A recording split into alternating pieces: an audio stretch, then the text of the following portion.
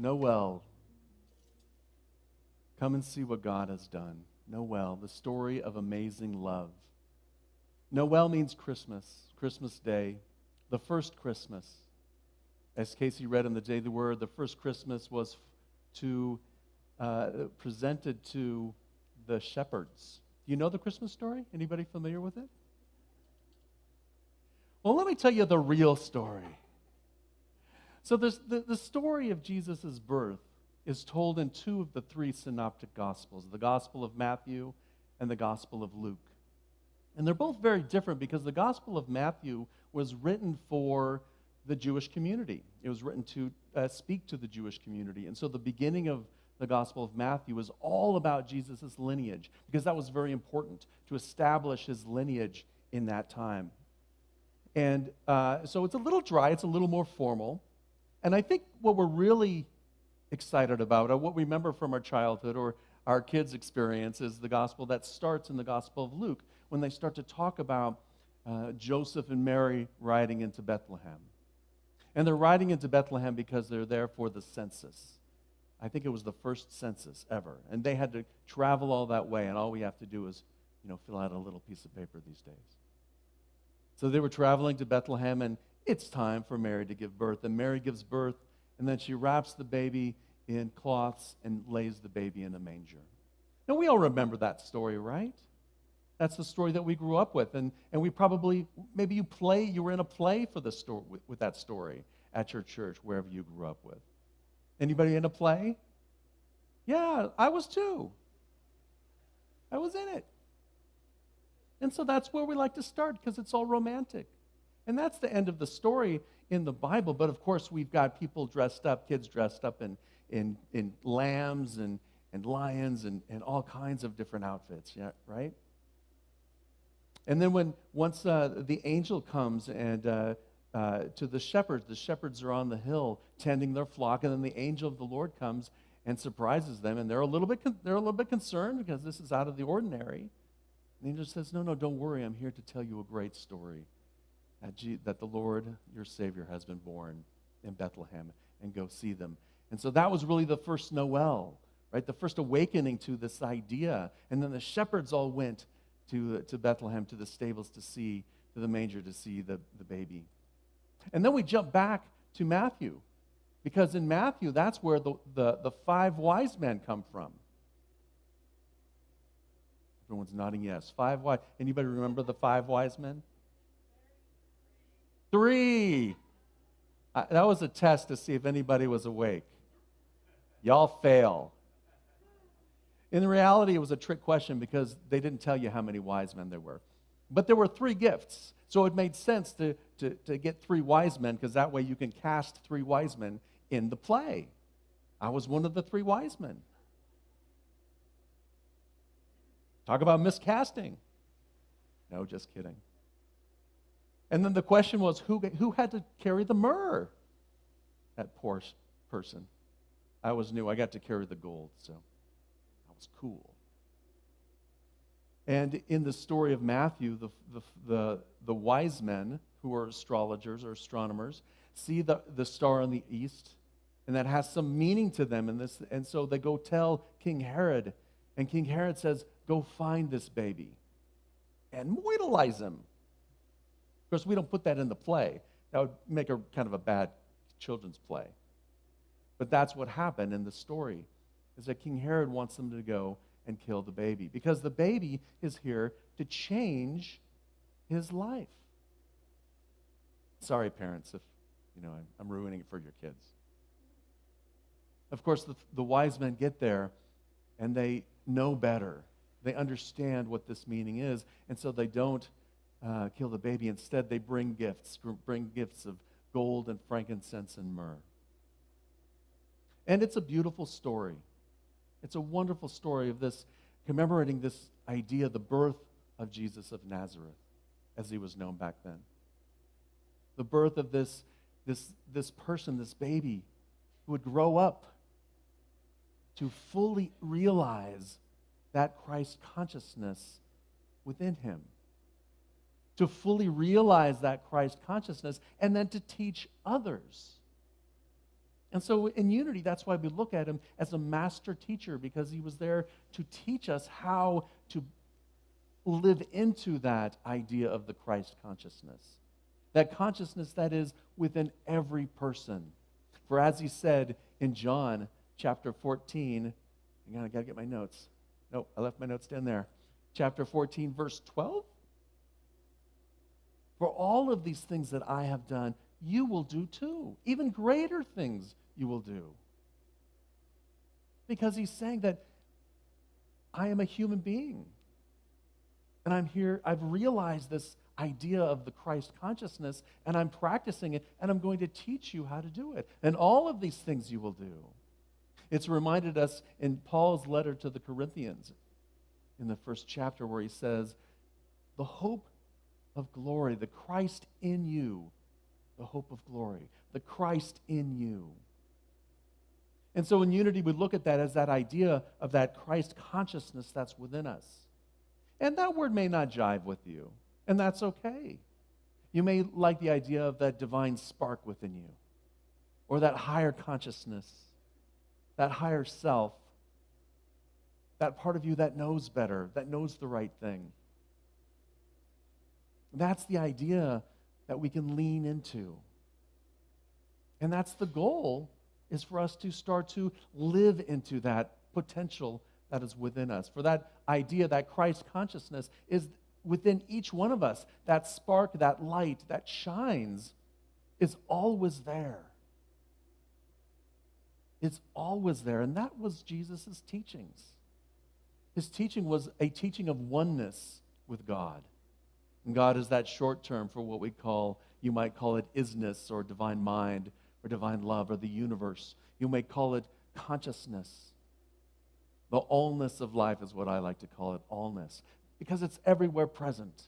It's within all people. It's part of all of us. And this idea of Christ transcends religion. It transcends race. It transcends gender identification. It transcends whatever bucket we want to put ourselves in, for everyone has this within us. This light that we're here to shine. Isn't that exciting? I think it's pretty exciting. We may not always feel it. We may not always express it. There may be times in our lives when, my shadow twin Skippy comes out. And it's not, my Christ John, it's Shadow John coming out. We all get into those moods every once in a while, but that spark is still there. And all we need to do is uncover it. Now, if you look at that story metaphysically, it's a great way of explaining how this happens to us as human beings. This idea metaphysically, when you think about the angels metaphysically are the messages from God, the messages from that center within you, that place within you that is pure, that is untouched, and can never be touched. It's just pure essence, pure life, pure God, pure isness. And from that essence comes these messages, these ideas. And the shepherds are our higher thoughts that look after us, right? That tell us, that's not what you want to do. Come away from that ledge that we all go towards. All of those bad ideas. We ever have that divine, that shepherd in you that says, this may not be the right thing to do. And you either listen or you don't. And sometimes we don't listen and we find ourselves in a little bit of challenge in life. Anybody besides me experience that in life? Yeah. Sometimes we don't listen to those good shepherds who are here to guide us. That inner consciousness, that inner realm. The star is that awakening to that inner essence within us, that inner beauty. And when we see that star within us, that light, it's like, it may be a little scary, just like the shepherds were a little scared. It's like, whoa, wait a minute. But then that message says, no, don't worry. It's all going to be fine. It's for your good. It's for your salvation. It's for your highest good. The three wise men represent our willingness to move forward, our willingness to step into this idea, to start practicing as Casey was talking about, to start putting it into practice. And the gold represents the infinite source of substance in your life. It's prosperity consciousness, the abundance consciousness, the principle that's always there, that there is enough. The frankincense represents the love that's within you. Nope, that's the myrrh. What was frankincense? I'll need that later.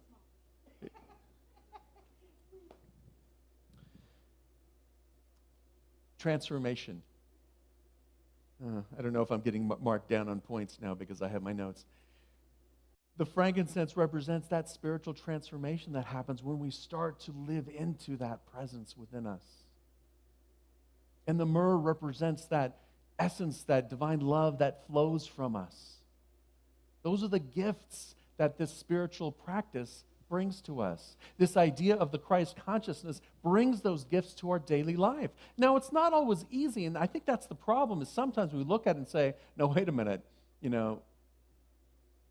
Jesus, the Christ, you're comparing me to that? How can I live up to that idea? And the world doesn't need another Jesus. The world needs you. Just to simply shine your light a little bit more. Just a little bit more. During his tenure as, I'll call him, as Messiah or minister, when he was traveling around speaking and teaching, he had his group of disciples with him. Then guess what they did on the road? They practiced. It wasn't magic. They weren't anointed all of a sudden one night, all of a sudden they're holy. No, they had to practice it. And each day as they moved through this idea came new thoughts and new ideas and a new realm, a new layer, a new level of understanding. In his teaching, the Sermon on the Mount, Jesus talked about that light that's within you, right? That light that shines so brightly. And a light set on a hill is there to shine for everyone to see. It's there as a guidepost as we travel through life. It's there to lead us into comfort. But we have to shine that light. And he says, no one would light a lamp and put it under a bushel. Put it under a blanket. You light a lamp, unless, you're reading or you broke into your stocking at 4 a.m. and you're trying to look at all your loot without your parents noticing. Sorry, Mom. Then you might put it under a blanket while okay, anyways, I digress. Maybe that was just me. The bummer was when, I got batteries in my stocking. It was kind of like, well, that's exciting. I know that there's going to be something later that I'm going to open that requires batteries, but I wanted some instant gratification. Anybody else like that? No, it's just me. Okay, back to my notes. So we look at this Christmas story both from a standpoint of celebrating this individual, this master teacher, that has all of these great lessons for us. And we look at this lesson metaphysically because we can look at ourselves in the story and see ourselves in every aspect of the Bible if you look hard enough. So sometimes we might show up as the shepherd. Sometimes we might show up as King Herod. King Herod, by the way, represents our ego. And there's nothing ego wants more than to, push out, ego, E-G-O, edge out God, or edge God out. I can spell. Nothing ego wants to do than be in control. And ego's not bad. Ego's our personality. Ego's, the part of us that shows up in life. It's just ego shouldn't be able to drive the bus. Right? Let that Christ consciousness, let your shepherds drive the bus, and then ego can just go along for the ride. And so our task is not to think, okay, I've got to be Christ-like. Our task is just to pull back the blanket just a little bit so we can shine just a little bit more in our life. so we can look at life a little bit more clearly, so we can experience life a little bit more fully, so we can shine our light so that other people can see and say, I want to get me some of that. There's something there. What is it that's there? How can I have some of that? Because it's that yearning within us, that spiritual impulse that's drawing us forward, that's pulling us towards our highest good. Anybody out there ever once in a while have this idea, there's something more in life for me. I could do more. I could be more. There's something more. That's that divine impulse pulling us forward. That's that angel whispering in our ears saying, you can be more. You can step into it a little bit more. And that's the gift that this season has for us. It's the rebirth. It's the birth of that consciousness within us. That's what it represents. And every day we have the opportunity to step into that energy and step into that rebirthing, to allow that consciousness to well up within us. It's not magic. It doesn't mean everything's going to be great and hunky-dory. There may still be challenges in life. But we're able to face those challenges anchored in this presence, in this power, in our ability to move through it with ease and grace, and our ability to stay grounded even when all of those around us are going cuckoo. That's a spiritual term. And this is really what is the heart of Christmas and the heart of Jesus' teachings. His fundamental teaching was about love.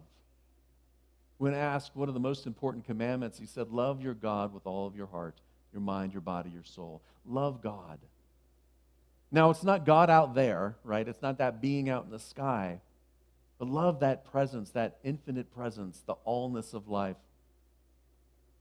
That God that's in you, the God that's in me, the God that's all around us, for we are never separate from it. Jesus' great teaching was a teaching of oneness, of knowing our oneness with that infinite presence, knowing our oneness with that infinite substance and allowing it to just simply flow in, through, and as us. As we move through life, we become the legs of God. We become the arms and the voice of God and the ears of God. For when we see through that lens of that Christ consciousness, we see the world differently. When we allow that idea to bubble up within us and to guide us, life is different. Even amongst the challenges, even amongst the sirens. Everybody have any sirens in their life besides just right now? Sometimes it happens. But when you're grounded and in that presence, you're able to move through it with more ease and more grace. Now, part of the song and what many people talk about is this idea that God is Savior. That Jesus is Savior. And what Unity loves that idea, but we talk about it more from the perspective of Christ is Savior. The Christ in you is your hope of glory. The personality, the ego, the person Jesus can't change who you are. Can't change your thoughts, can't change your actions, can't change your words, but you can. You have the power to listen to those better angels. You have the power within you to allow that energy to guide you, to open up to divine wisdom and be guided, to open up to divine inspiration and to create, to open up to divine love and have a deeper harmonizing relationship with life. Anybody like that idea? And boy, wouldn't that feel like salvation to you? If you had that power and that idea, that Christ idea. At the heart of Jesus' teaching is love. Love God with all your heart. Love your neighbor as you love yourself. Now, implied there is that you need to love yourself. And I think that's one of our biggest challenges. Forget about my neighbor. I've got to deal with me and my shadow twin, Skippy. If we can't find that balance within us, how are we going to find the balance in a relationship or outside of us, in our career, in our job? right? It all has to start from within. Everything begins from within in consciousness and thought. And so when we start to love ourselves for who we are, for our authenticity, for our skills, for our talents, for our gifts in the world, we begin to love ourselves with that, then we can love other people in the same way. We can love our neighbor as ourselves.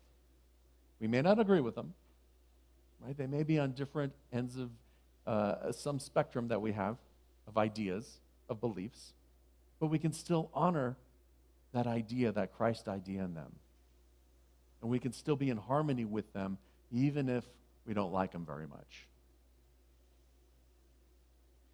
The other aspect of Jesus' teachings in the heart of Christmas is giving. Now, we feel that as Casey was talking about, Christmas Day, right, when we exchange gifts, when we give to one another. Christmas isn't about the physical gifts that we're giving. Really, those are representation of what you mean to me, and so I'm going to give you a gift that hopefully you like, hopefully you love.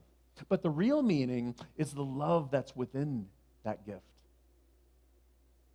Is the compassion that's within that gift. Perhaps also the idea is giving of your own talents, of your own spiritual treasures. Perhaps in your career, perhaps in your relationships, perhaps walking down the street, a gift could be a smile. A gift could be your authentic self, your giggle. Your giggle. A gift could be that lightness that you have. A gift could be, that great set of advice that you give to somebody. And the times that you shut your mouth and don't say anything. That's a bigger gift, usually. Because we all need to go through life and learn through life. And while you may have a great set of wisdom for me, it's still up to me to walk the path. Because just like Jesus can't change my belief system, neither can you. Coming from a minister, dang it. Life would be a lot easier if you just agreed with me. And so the second key to Christmas and to this Christ idea is giving. Giving of your love, giving of your talent, giving of your skills, and being in community with one another. Being here for one another, being compassionate with one another. And sometimes the most compassionate thing you could do is to not give. It's to not do something and to let somebody learn. So it's coming from your heart. It's deciding on a moment-by-moment basis, a case-by-case basis, what's the greatest gift that I can give in this situation? How can I give to life in this situation? How can I make life more exciting and enthusiastic, more joyful? How can I create more joy in the world? By simply giving of my gifts.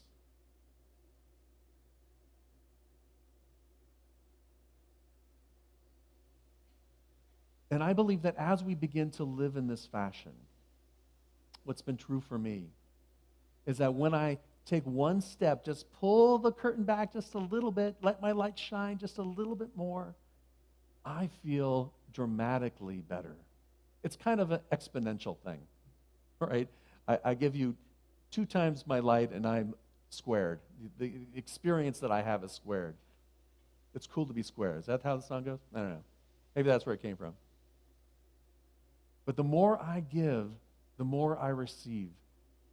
And it's something that you just have to be open to and be willing to look at it so that you can see it in your life. Where can you see that good in your life right now? Think about where you can be grateful in your life. What part of your life is really beginning to, expand? Where in your life do you see your good? What are you grateful for? I mean, truly grateful for. Start thinking of a few things. Because gratitude puts you into that experience instantly. It's one of the most powerful practices that we have. Now, in Unity, we have lots of practices. Right? The practice of denial and affirmation, the practice of forgiveness, and there's multiple worksheets that you can do to help you along the way. the practice of non-resistance, of allowing life to happen without forcing it away, without trying to block it, the practice of getting rid of our stories, rewriting our stories, those beliefs, those automatic, habits that come into our life. There's so many ways in which we can do it, and the thing that you have to do is just to do it, to try it, and to practice it, and to do it over and over again. Jesus' method was very simple. It was simply go into your inner chamber. It was close the door. In consciousness, go within. Because within is where you experience God. Within is where you know your oneness with the allness of life. Within is where you connect with that part of you that is untouched, that is pure, that is love. And so take a moment to, practice every day. It doesn't take long. Many people have said, well, I just don't have time to do a 20-minute meditation. That's okay. Make it 19 minutes. I can't do a night. Okay, 18 minutes. There's one colleague of mine who said, yes, he went to this retreat, and the person who was leading the meditation practice, eventually gave them, I'm going to paraphrase, JFST. That was the acronym, JFST. Just beep, sit there. Not sure what that second letter was for. Just sit there. If you can't get into the meditation, it's okay.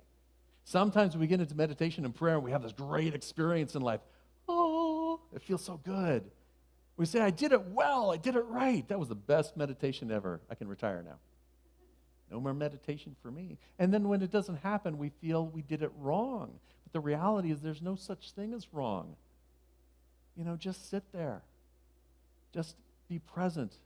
You'll see your thoughts go swirling by. Instead of getting wrapped up in them, just observe them. Oh, there's a thought. Bless it on its way. Oh, there's a feeling. Just allow it to be. Practice mindfulness. Focus on your breath. Just focus on your breath as it goes in and out. As you pause on the inhale and as you pause on the exhale, notice the stillness. These simple practices were what he taught. For us to get in tune with the allness of life, love, and wisdom. So let's practice it tonight. A poem, The Heart of Christmas by Joyce Riley. The heart of Christmas is love. The hand of Christmas is giving. Let your heart and hands embrace, all with gratitude and grace. And start each day with Christmas in your heart. And as you do so, you will be filled with joy. Love you all. Blessings.